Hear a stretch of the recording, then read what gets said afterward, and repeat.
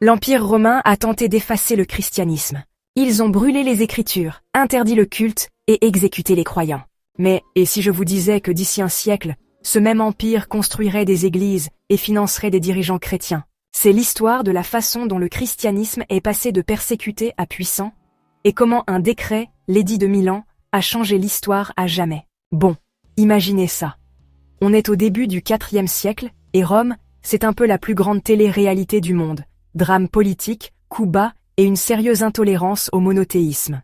À ce moment-là, le christianisme c'est un peu comme un groupe de musique indie underground, petit mais en pleine croissance, attirant des adeptes malgré le fait que le gouvernement essaie parfois, vous savez, de les anéantir. Des empereurs comme Néron et Dioclétien ont poussé la persécution à un autre niveau, incendiant des églises, exécutant des croyants, et rendre le fait d'être chrétien aussi sûr que d'être une piñata à un entraînement de baseball. Mais voici le rebondissement. Malgré des siècles de répression, le christianisme n'a cessé de se répandre. Au début du IVe siècle, c'était devenu une force religieuse substantielle au sein de l'Empire, avec des adeptes dans chaque province, et même au sein de l'administration impériale elle-même. Le tournant est venu avec Constantin le Grand, une figure dont la relation avec le christianisme reste l'un des sujets les plus débattus de l'histoire. Avant 313, Constantin avait déjà fait preuve d'une certaine tolérance envers les chrétiens, particulièrement après son accession au pouvoir après la bataille du pont Milvius en 312. Selon des récits ultérieurs, il aurait eu une vision divine avant cette bataille, dans laquelle il a vu une croix et les mots « In hoc signo vinces ».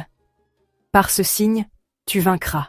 Que ce soit une intervention divine ou juste un coup de marketing vraiment dramatique, Constantin a gagné. Bien qu'il soit difficile de savoir à quel point Constantin comprenait ou embrassait la théologie chrétienne à ce moment-là, il était évident qu'il voyait la foi comme une puissante force unificatrice. En 313, Constantin, qui régnait alors sur la moitié occidentale de l'Empire, a rencontré Licinius, le souverain de la moitié orientale, dans la ville de Milan.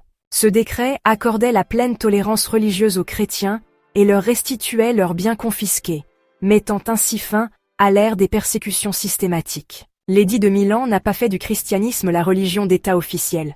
Ce développement viendrait plus tard sous l'empereur Théodose, en 380 après J.C.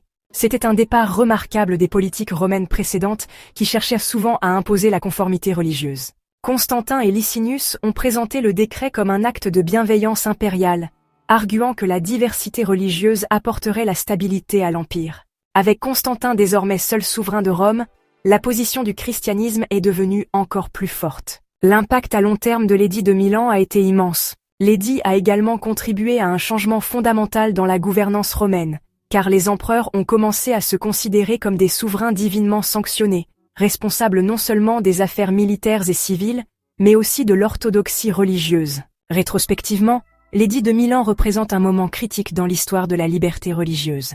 Quelle que soit l'interprétation, la signification de l'édit de Milan est indéniable. Je vous laisse en discuter dans les commentaires. Pensez-vous que la conversion de Constantin était sincère, ou était-ce juste un coup politique intelligent